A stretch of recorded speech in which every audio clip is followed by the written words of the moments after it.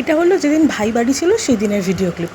ও তো রাত্রিবেলা ভীষণ এরকম জ্বালাচ্ছিল, ঘুমই আসছিল না। তার মধ্যে আবার একদিন দেখি হঠাৎ মাঝরাতিবেলা ওই 2:30টার সময় উঠে বসে রয়েছে পাশে, আর একা একা বিড়বিড় করছে। আমি তো ঘুম ভেঙে ফট করে ভয় পেয়ে ফোনের ফ্ল্যাশটা জ্বালিয়ে দেখি, বলছি দিদি ঘুম আসছে না, তাই বসে আছি।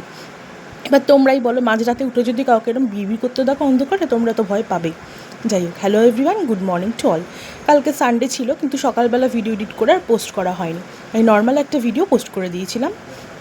কালকে একটু বিজি ছিলাম, গেছিলাম একটা দরকারে, বাট যেই খবরে গেছিলাম শ্রীরামপুরে, কাজটাই পুরো ফেক ছিল। যাই হোক, আমরা রিক্সা দিয়ে টোটো করে গেছিলাম, বুঝিনি কাজটা শ্রীরামপুর দিয়ে গেলেই ভালো হবে, এক্সট্রা টাকা খরচ হলো। যাই হোক, আসার সময় হেঁটে হেঁটে ভেতর দিয়ে আসছিলাম, আর এই যে শ্রীরামপুর মার্কেটটা, বৃষ্টি হচ্ছে ভীষণ, আমি তো পুরোই ভিজে গেছিলাম।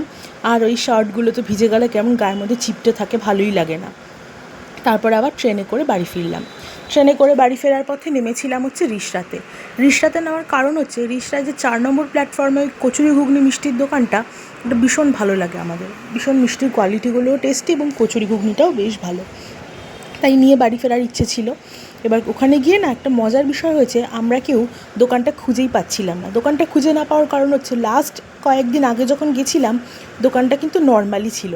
হঠাৎই এখন দেখি ওই দোকানটা তুলে এই দোকানটা মানে ওরা আর কি এরকম পোক্ত করে দিয়েছে, অনেক বছর ধরেই করছিল।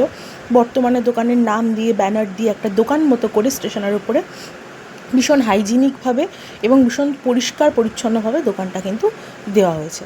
এখানের মিষ্টিগুলো কিন্তু সব কটাই বেশ ভালো খেতে। আমরা যখনই রিষড়ায় আসি বা কোথাও যাই, সুযোগ পেলেই রিষড়ায় নামি। তাই একটু নিয়ে নিয়েছিলাম কচুরি, গোপালের জন্য মিষ্টি, এই যে মিষ্টিটা প্যাক করছে ল্যাংচাগুলো, আর আমরা খেয়ে নিয়েছিলাম চা। কালকে এভাবেই দিনটা কাটলো। সবাই ভালো থেকো, সুস্থ থেকো, বাই।